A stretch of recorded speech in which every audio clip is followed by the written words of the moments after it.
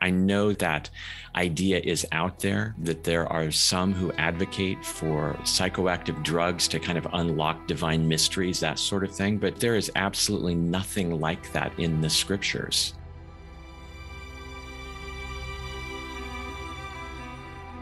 THC will impair your cognitive abilities. It will impair your moral judgment, which is a devastatingly frightening thing, I think, because it's hard enough living in this world, right?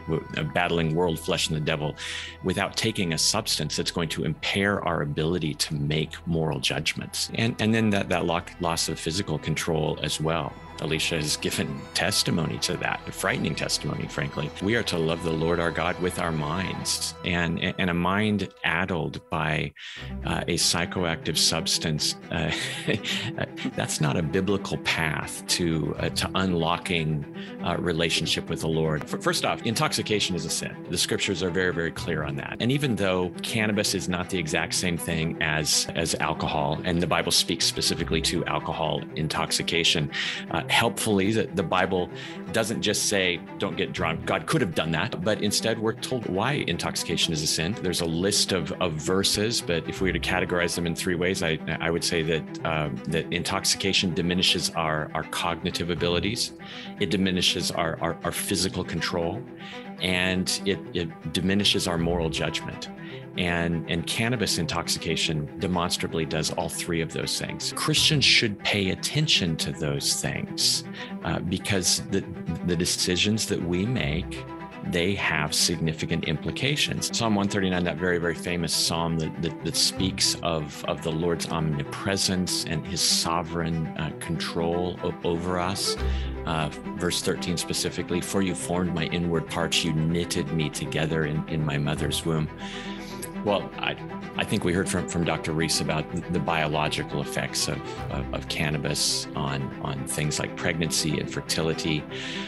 And I suppose that we could read a verse like Psalm 139, verse 13, and say, well, this teaches that God is the one who is knitting together, and it really doesn't matter what I do, right? That he's sovereign over that. And God has given us this great privilege of mattering, that the things that we do have significant moral implications. Maybe Christians are going to start thinking and acting like Christians instead of just dependent upon people, who they see as experts. All of the different things that risks and concerns regarding discipleship and wisdom that are present for recreational marijuana, those obtain for medical marijuana as well. They're not two different substances. And a surprising number of people think there's a difference between medical marijuana and recreational marijuana. There's not. It's the same exact substance, same exact effects on a person. And so everything that we talked about and a whole lot more, you have to consider that. You have to consider, just like you should with any drug, you have to consider what are the benefits of this going to be and what are the drawbacks for it. And then you need to make a faithful, wise decision as best you can, recognizing that there's a lot of propaganda out there. But Christians need to take that into consideration. And then everything we talked about, its effect on others. I mean, that's going to obtain for medical marijuana. The effect on your moral judgment, the effect on your cognitive abilities, the effect on your physical abilities, your ability to love others. All that's going to be impacted.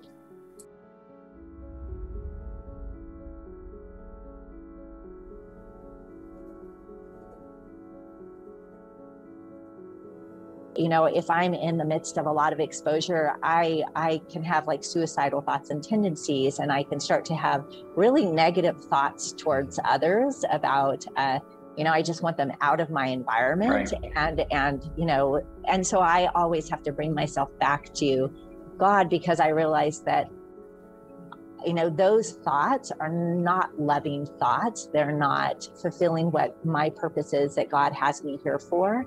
And so it is interesting, because I can really see just in my own relationship when I'm exposed to it. And again, the level that I'm taking in is much less than what people are who are using directly.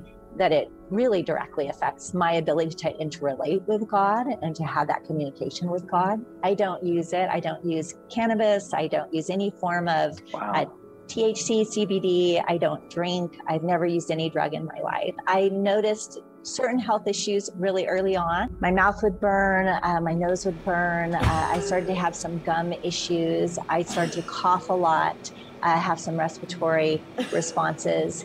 And then it started to progress, and I started to notice burning around my skin, particularly on my face. And I would even notice that I would start to have, sometimes I didn't vomit anything per se, but I would have that gag reflex, and that could go on for hours and hours and hours. And that would be accompanied by the burning and the changes in my skin tone and my skin coloring. And then gradually it progressed to where it became much more serious. So I started to have tremors and convulsions upon exposure. And then I sometimes can black out upon exposure. And I also started to experience a loss of bladder and bowel control. Then I started to take all that information to my physician. And my physician is like, okay, before we say that this is what's true, let's do all these tests, the tests that we can possibly do that might be a disease or an autoimmune issue that's associated with some of these symptoms that you're having. And so I went through all the blood work tests, vitamin and mineral deficiency tests. I went through heart tests, x-rays. I went through brain scan tests to look for seizures, to look for my neurological functioning. I did motor control tests to see what was going on with my motor control. And in every single test, I came back and they're like, nope, perfectly healthy. And so my physician then stated, it's obviously that it's something in your environment that's causing these symptoms to occur.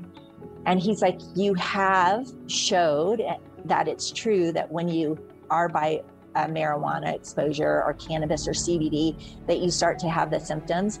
And he also said, you know, and all your symptoms can be found to be associated with cannabis use. Later, I was able to find another doctor who decided that he would really look into what possible tests are available to show if I had any cannabis or CBD in my system. And he did find a hair follicle test. And the hair follicle test tests like 6 inches of your hair, which goes per month. And you could get, I obviously have a lot of hair, so I tested 2 years worth of my hair. And in every single test, I came back positive for particularly cannabidiol.